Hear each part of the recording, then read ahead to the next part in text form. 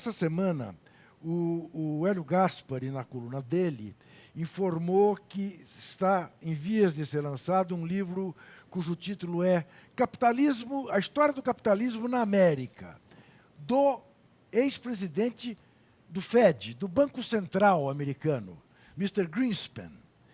E o Sr. Greenspan, que é um cidadão, digamos, insuspeito, hoje ele é consultor da coroa britânica, aposentado que foi lá no Fed americano,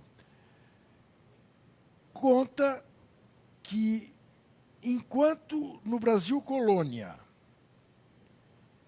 os governos distribuíram enormes propriedades de terra para poucos proprietários, nos Estados Unidos da América, o governo distribuiu terras para a população sob a condição de que produzissem naquele solo. Não falta, de alguma maneira, Stedley,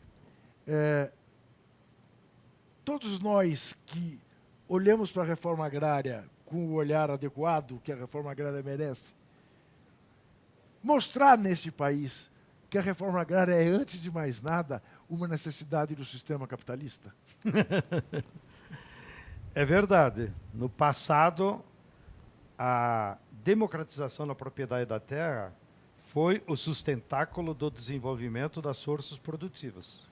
Já que você tocou na história, então, me permite comentar. Até 1860, a economia brasileira colonial produzia a mesma coisa que a economia colonial americana. O que aconteceu aqui? Aqui no Brasil, nós fomos vítimas de 400 anos da escravidão. Então, a coroa dava as terras em concessão de uso para grandes capitalistas que vinham da Europa. Compravam escravos, que trabalhavam para eles de graça, e assim fizeram as fortunas, que estão aqui em São Paulo, inclusive. Lá nos Estados Unidos, emergiu uma burguesia industrial, no norte. E eles perceberam: o desenvolvimento do capitalismo é incompatível com a escravidão, porque os trabalhadores escravos não têm renda. E eles resolveram como? Com uma guerra, a Guerra de Secessão. E no meio da guerra, quando o Lincoln percebeu que ia ganhar a guerra, ele decretou, e o Congresso aprovou, uma lei de reforma agrária. O nome em inglês, traduzindo, seria o direito de habitação. Olha que nome bonito para uma lei de reforma agrária. E qual foi o exemplo que o Lincoln nos deu para a reforma agrária e que os nossos aqui, burgueses idiotas, não copiaram?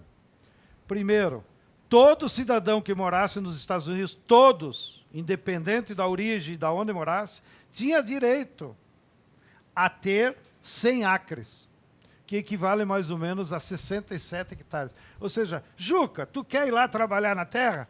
O Estado te garante 67 hectares. Qualquer pessoa. No entanto, segunda condição, você tinha que morar e trabalhar. E essa distribuição foi autônoma.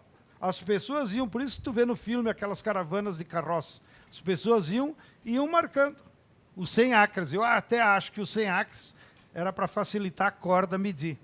Depois de 2, 3 anos, você comprovando que morasse lá e que estava produzindo, vinha o Estado e te dava o título. Essa foi a reforma agrária.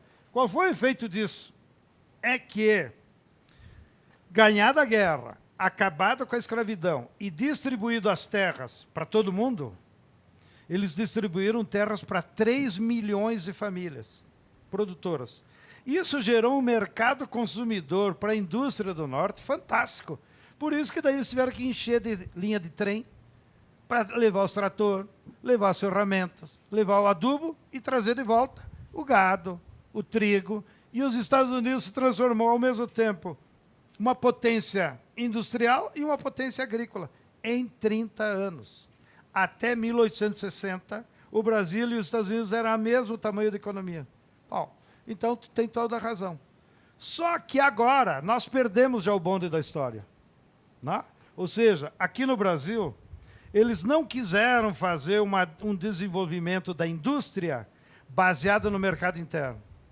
A última vez que nós tivemos chance disso foi em 1964, quando o saudoso Celso Furtado, na primeira grande crise do capitalismo industrial brasileiro, chegou para o João Goulart, ele como ministro do Planejamento, e disse: presidente, eu tenho a solução. É uma reforma agrária. Como? João Goulart era latifundiário lá na minha terra. Não se preocupe. É uma reforma agrária para desenvolver a indústria. E o Celso Furtado, saudoso, da qual eu tive o privilégio de ser amigo já no final da vida dele, no Rio de Janeiro, ele me comentou detalhes de como eles discutiram. Mas, na essência, o projeto de lei do Celso Furtado, que o João Goulart mandou para o Congresso dia 13 de março, depois daquele famoso comício lá da Central do Brasil, o projeto do Celso Furtado era meio parecido com o do Lincoln. Ele dizia o seguinte: 10 quilômetros ao lado de cada BR, 10 quilômetros ao lado de cada ferrovia, 10 quilômetros ao lado de cada lagoa, o açude artificial, o governo vai desapropriar todas as áreas acima de 500 hectares. Olha aí, já estabelecia um tamanho máximo. E não há nada até hoje no Brasil que comprove que o sujeito com 500 hectares não fique rico. Portanto, pode abrir mão dos outros. Não? Então, acima de 500 hectares seriam desapropriados todos, independentes de índice de produtividade, e entregues em 15 hectares para cada família. Olha a sabedoria. Ao longo de 10 hectares, longe da BR. E o governo ia puxar o fio elétrico em todos os assentamentos. E ele disse para o João Goulart: atrás do fio elétrico não vem bloco de carnaval para pegar o período que nós estamos vivendo. Atrás do fio elétrico vai vir a máquina de lavar, a televisão, Claro. toda a indústria de eletrodoméstico. E com isso nós vamos desenvolver a indústria do Brasil. Qual foi a resposta que essa burguesia de São Paulo deu? Golpe de 64. Golpe de 64. Poucos dias depois. Então 2 semanas depois. agora a reforma agrária já não é mais para resolver o problema da indústria. Agora a reforma agrária é uma questão de democracia Isso. e uma questão de alimento saudável. Sim. Por quê? Porque a grande propriedade, o agronegócio, como é chamado, ele não produz comida. Ele produz mercadoria para ganhar dinheiro. Aham. Entendeu? Então, eles não estão preocupados com a nossa saúde. Eles estão preocupados em dar lucro. E quando liberares a cannabis para fins farmacêuticos, pode escrever aí que os grandes do agronegócio vão plantar maconha para fazer remédio.